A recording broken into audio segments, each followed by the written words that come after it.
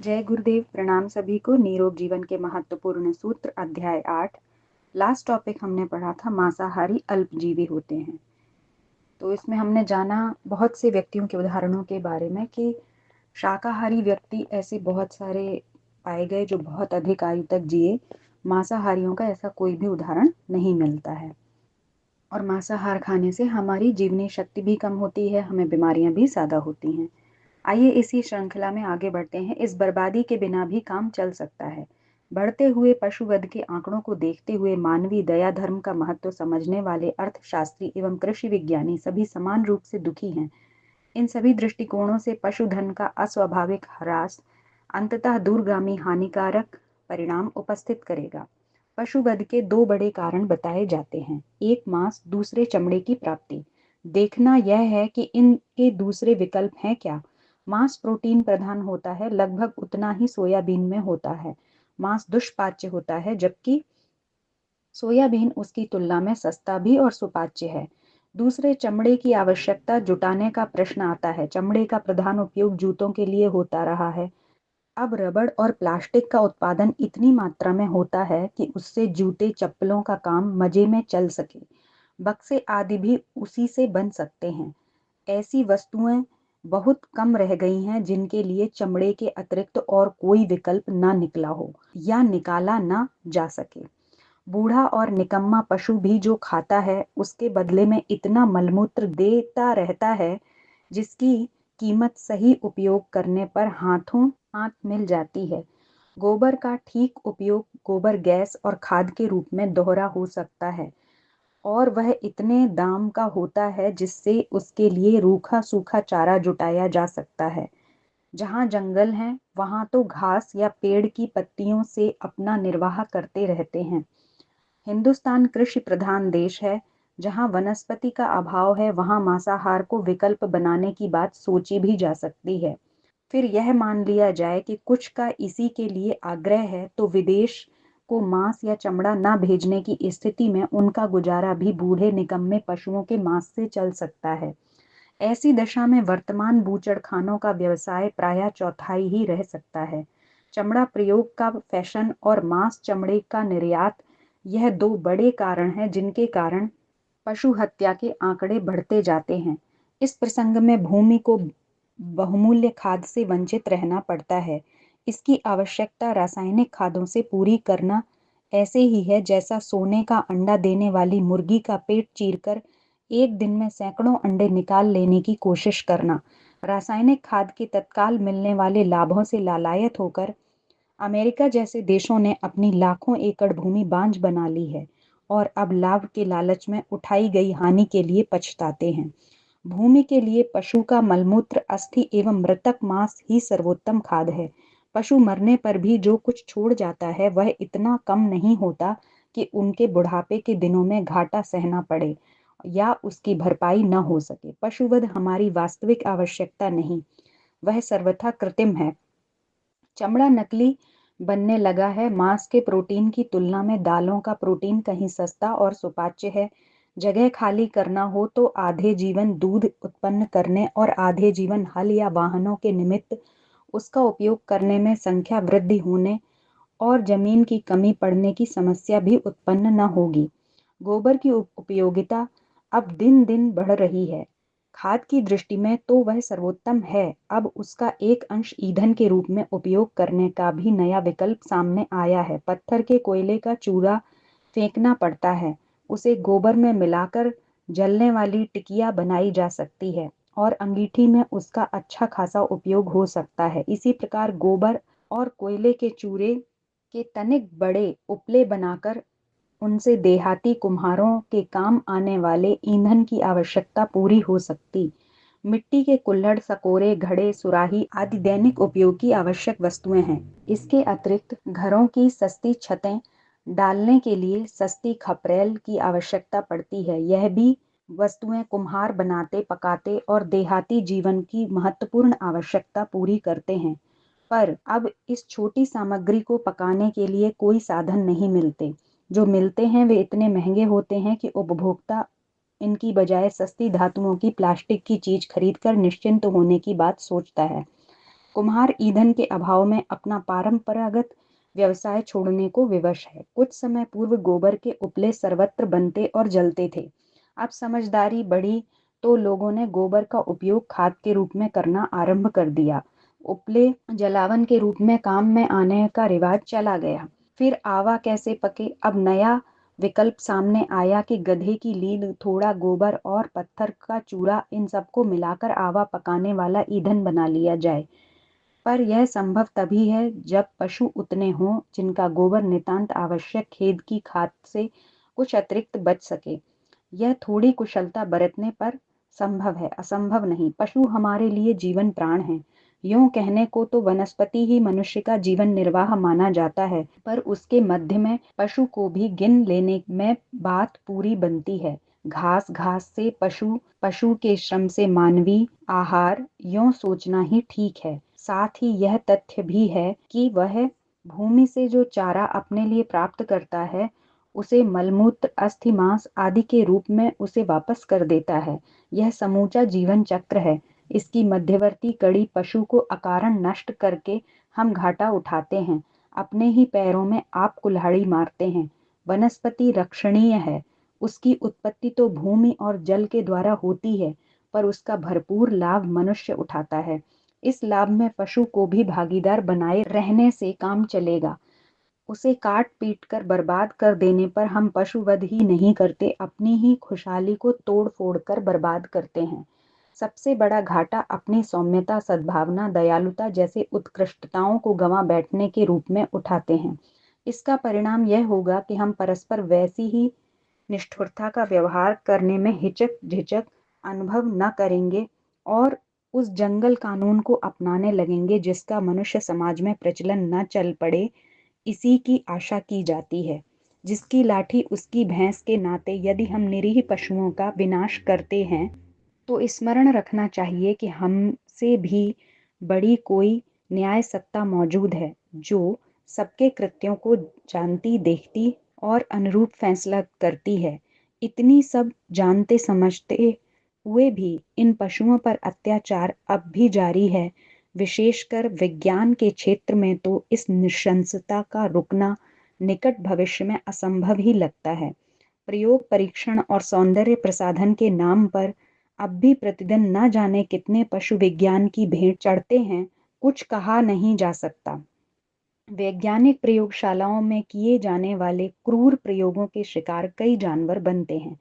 एक तरह के प्रयोग में बिजली के हीटर से उबलते हुए पानी में जब पानी का तापमान 194 डिग्री फ़ारेनहाइट पहुंच जाता है, यानी इतना उबल जाता है कि भाप बनने लगे, तब एक साथ 8-10 बंदरों को उसमें फेंक दिया जाता है। बेचारे बंदर बड़ी कातर चीत्कार करते हैं, लेकिन उन्हें करीब 15 सेकंड तक इस पानी में पड़े रहना पड़ता है। इतने अधिक गर्म पानी के कारण बंदरों की चमड़ी पर भयानक फफोले पड़ जाते हैं और पूरी चमड़ी करीब करीब जल जाती है। तुरंत मृत्यु होने के कारण होने वाली शरीर संरचना पर प्रतिक्रिया का अध्ययन करने के लिए भी इन बंदरों का प्रयोग किया जाता है।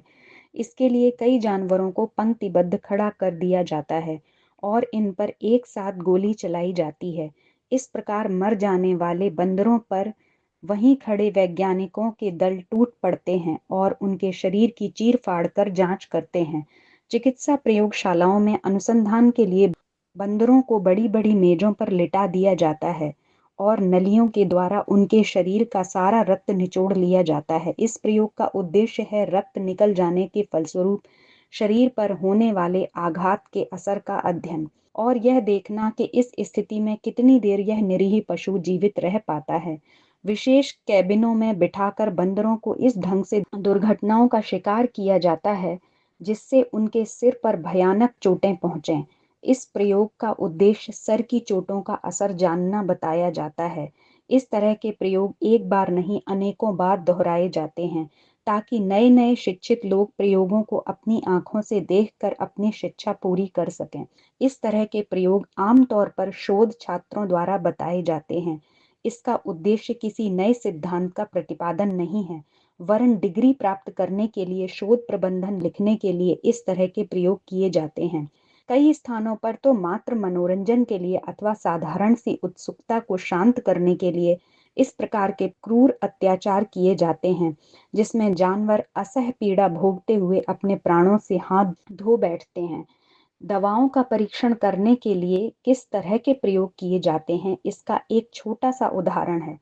त्वचा पर किए जाने वाले दवाओं के परीक्षण के लिए प्रायः इन जानवरों की चमड़ी पर एक तेज टेप चिपका दिया जाता है और फिर एक झटके के साथ उसे उखाड़ा जाता है, जिससे कि टेप के साथ साथ त्वचा की पहली परत भी उखड़ जाए। फिर इन घावों पर वे रसायन लगाए जाते हैं जिसका कि परीक्षण होना है। न्यूट्रॉन बम, जो केवल मनुष्यों और प्राणियों को ही मारता है, संपत्ति और इमारतों को कोई क्षति नहीं पहुंचाता। इनके परीक्षण और विकिरण के प्रभावों को जांचने के लिए भी बेचारे बंदरों की ही शामत आती है। वॉशिंगटन पोस्ट में प्रकाशित एक लेख के अनुसार वैज्ञानिकों द्वारा बंदरों को न्यूट्रॉन विकिरण की प्रायः 10,000 रोइटजन्स विकिरण की इकाई दी जाती है, जबकि 500 आर विकिरण एक स्वस्थ मनुष्य को मार देने के लिए पर्याप्त हैं। उसी अखबार में यह विवरण भी प्रकाशित हुआ कि 5 मिनट की अवधि में ही वे सारे बंदर जिन पर प्रयोग किए गए थे अपंग हो गए और पहले बंदर की मृत्यु 7 घंटे बाद हुई। विकिरण के कारण इन बंदरों को जो यातनाएं हुई वह दिल दहला देने वाली ही हैं। विकिरण के तुरंत बाद बंदरों की नाक बहने लगी, फिर वे लगातार पेशाब करते रहे, उनकी आंखों में धुंधलाहट आ गई और शरीर में अचानक दर्द होने लगा। इस दर्द के बाद उनका दम घुटने लगा और अंत में वह विकलांग होकर कुछ देर के बाद मर गए। वैज्ञानिकों को इतने से ही संतोष नहीं हुआ, बल्कि उन्हें चलाकर विकिरण द्वारा अपंग बनाकर लगातार उनसे भारी काम लिया गया, ताकि यह देखा जा सके कि विकिरण का क्या कुछ कार्य क्षमता पर भी प्रभाव पड़ता है। यह तो केवल युद्ध और चिकित्सा प्रयोगों के लिए जानवरों पर किए जाने वाले क्रूर अत्याचार का ही आंशिक विवरण है। इसके अलावा सौंदर्य प्रसाधन, आधुनिक सुविधा सामग्रियां और विलासिता की चीजें तैयार करने में भी इन निरीह पशुओं पर इस प्रकार के अत्याचार किए जाते हैं। टी.एल. वासवानी के कथानुसार इंग्लैंड की एक डिब्बे में बंद मांस बेचने वाली कंपनी हर दिन 10,000 गायें, 20,000 भेड़ें, 27,000 सूअर कत्ल करती है। यह संख्या इतनी बड़ी है कि दो दो की लाइन में पशुओं को चलाया जाए तो 15 मील लंबी कतार बनेगी। चेकोस्लोवाक लाइफ पत्रिका में प्रकाशित विवरण के अनुसार यूरोप के शिकारी संघों के 1,20,000 प्रतिशत सदस्य हैं। वे लाइसेंस प्राप्त करके जो प्राणी वध करते हैं उसका वार्षिक विवरण इस प्रकार है: 7,342 भूरे हिरन, 822 फाख्ता, 334 जंगली भेड़ें, 46,734 लाल हिरन, 2,980 रीछ, 6,98,633 खरगोश, 28,749 आकर्षक परों वाली चिड़िया, 15,422 तीतर जैसे साधारण पक्षी। अनुमान है इस घोषित संख्या के अतिरिक्त दूनी तीन गुनी संख्या अघोषित होती है, जिसके लिए लाइसेंस फीस जमा नहीं की जाती है। कैनेडियन थियोसॉफिस्ट ने अपने देश में कछुए की पीठ से बने विभिन्न कलात्मक उपकरणों की वृद्धि की चर्चा करते हुए लिखा है, कछुओं की पीठ काट ली जाती है और फिर उन्हें मार्मिक वेदना सहते हुए नई पीठ उत्पन्न करने के लिए जीवित रहने दिया जाता है। इस प्रकार बार बार उनके साथ नृशंस व्यवहार किया जाता रहता है। प्रायः 76,000 पौंड से अधिक वजन के कक्षप उपकरण तो विदेशों को ही निर्यात किए जाते हैं। इस देश में होने वाली खपत तो और भी अधिक है। विभिन्न प्रकार के श्रृंगार साधन बनाने के लिए आए दिन लाखों करोड़ों प्राणियों को बलिवेदी पर चढ़ना पड़ता है। हाथी दांत, रोएदार खाल, मृग मद, लाख के खिलौने, मोम के पदार्थ, रेशम के वस्त्र, मोती, आभूषण उपयोग करने वाले यदि यह देख समझ पाते कि उनकी इस विलासिता के लिए कितने प्राणियों को किस प्रकार करुण चीत्कार करते हुए अपने प्राण देने पड़ते हैं, तो उन्हें अपने ऊपर घोर घृणा ही आ सकती थी। मछलियों को उबालकर निकाले जाने वाला तेल हजारों टन नित्य इसलिए पिया जाता है कि इससे शरीर पुष्ट होगा, पर साथ ही उसके कारण उत्पन्न होने वाली आंतरिक निकृष्टता और उसकी हानिकारक प्रतिक्रिया को भी सोचा जाता है तो प्रतीत होता है कि यह लाभदायक नहीं हानिकारक प्रयास है। औषधियों के नाम पर अब नए किस्म के बूचड़ खाने खड़े हो रहे हैं। परीक्षण और अन्वेषण के नाम पर जिस प्रकार मूक प्राणी की तिल तिल करके हत्या की जाती है, उसे मानवता के न्यायालय में कदाचित ही समर्थन मिल सके। भूतकाल में सौंदर्य प्रसाधन भी थे और औषधियां भी। तब न तो सौंदर्य का अभाव खलता था और न सफल चिकित्सा क्रम में कोई बाधा पड़ती थी। अब प्राणियों के इस प्रकार उत्पीड़न से जो प्रसाधन उपलब्ध किए गए हैं, उसके निर्माता कहते कुछ भी रहें, तथ्य यही कहते रहेंगे कि इससे न तो मानवीय स्वास्थ्य की सुरक्षा हुई है और न शोभा सौंदर्य का स्तर ऊंचा उठा है। इसके विपरीत हमें मानवीय उत्कृष्टता की भयावह क्षति करने वाले गर्त में ही धंसते चले गए हैं और उसके दुष्परिणाम वर्तमान में ही नहीं भविष्य में भी भुगतने के लिए विवश होंगे। अमेरिका के नेचुरल हाइजीनिक सोसाइटी के डॉक्टर शेल्टन ने रहस्योद्घाटन किया है कि पशु अंगों से बनाई जाने वाली दवाएं तत्काल भले ही कुछ लाभ करती हों, पर पीछे लकवा, कैंसर, स्नायु विघटन जैसे भयानक रोग उत्पन्न करने का कारण बनती हैं। घोड़े से बनाए गए सीरम का उपयोग करने वाले रोगी बड़ी मात्रा में लकवे के शिकार हुए हैं। लंदन की वेजिटेरियन एसोसिएशन ने कुछ समय पूर्व 1000 लड़कों को शाकाहार पर तथा उसी नगर की काउंटी काउंसिल ने 1000 बच्चों को मांसाहार पर 6 महीने तक रखा और यह परीक्षण किया कि इस आहार अंतर का क्या प्रभाव पड़ता है। स्वास्थ्य विशेषज्ञों ने दोनों वर्गों की बारीकी से परीक्षा की और पाया कि मांसाहारियों की तुलना में शाकाहारियों का स्वास्थ्य तथा वजन कहीं अधिक अच्छा रहा। न्यूयॉर्क ट्रिब्यून के भूतपूर्व संपादक हैरिस ग्री रेले ने अपने लंबे अनुभव और प्रामाणिक अन्वेषण के आधार पर यह निष्कर्ष निकाला था कि मांसाहारी की तुलना में शाकाहारी 10 वर्ष अधिक जी सकता है। मॉर्स ओरेलियस, चार्ल्स ब्रेल्ट, क्लेजियस एमरसन, प्लूटार्क प्रभृत विचारकों ने मानव समाज में बढ़ रहे मांसाहार पर भारी चिंता व्यक्त की है और आशंका प्रकट की है कि इस प्रचलन का प्रभाव भावनात्मक उत्कृष्टता की जड़ें खोखली कर देगा। मनुष्य क्रमशः अधिक क्रूर, स्वार्थी और पतोन्मुख होता चला जाएगा, जिसका परिणाम व्यक्ति और समाज दोनों को घातक प्रतिफलों के रूप में भुगतना पड़ेगा। दार्शनिक कालरिज कहते थे, जो प्राणियों से प्यार करता है उसे ही सच्चा प्रभु भक्त कहना चाहिए। भक्ति जिस अंतःकरण में निवास करेगी, वह प्रभु की प्रजा को सताने का क्रूर कर्म कर ही नहीं सकेगा। पाइथागोरस ने लिखा है, लोगों ने तुम्हारे भोजन के लिए बिना रक्त बहाए उत्तम भोजनों की व्यवस्था मौजूद की है, फिर क्यों पापपूर्ण अखाद्य मांस के लिए ललचाते हो? वह मत खाओ जो तुम्हारे लिए सर्वथा अयोग्य है। जॉर्ज बर्नार्ड शॉ का कथन है, युद्धों की उत्पत्ति, अपराधों की वृद्धि, मनोविकार की बाढ़, आवेश और क्रूरता युक्त प्रकृति का प्रधान कारण बढ़ता हुआ मांसाहार ही है। जे ओस्ले लिखित दी गॉस्पेल ऑफ होली ट्रेवल्स पुस्तक में यह सिद्ध किया है कि ईसाई धर्म की आत्मा मांसाहार की अनुमति नहीं दे सकती, भले ही प्रचलित प्रथा के अनुसार उसका खंडन न किया जाता हो। सर कॉलिन कार्वेट की पुस्तक दी रिंगिंग रेडियंस में मांसाहार से होने वाली भावनात्मक क्षति के अनेक उदाहरण प्रस्तुत करते हुए यह सिद्ध किया है कि मांसाहार की बुरी आदत को प्रश्रय देने वाले के लिए आंतरिक उत्कृष्टता प्राप्त कर सकना कितना कठिन हो जाता है। मार्गरेट अस्पताल के वरिष्ठ चिकित्सक डॉक्टर ओल्डफील्ड का कथन है कि मांस मनुष्य के लिए अप्राकृतिक खाद्य है।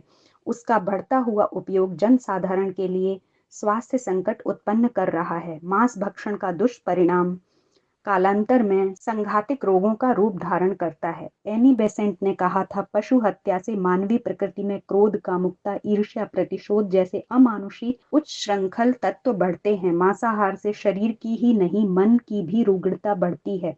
काटे गए पशुओं का चीत्कार मनुष्य जाति पर नाना प्रकार की विपत्तियां बनकर बरसता है। चार्ल्स बेंड ने संसार के महामानव की एक सूची तैयार की है और बताया है कि वे सभी शाकाहारी थे। मांसाहार को उन्होंने कभी स्वीकार नहीं किया।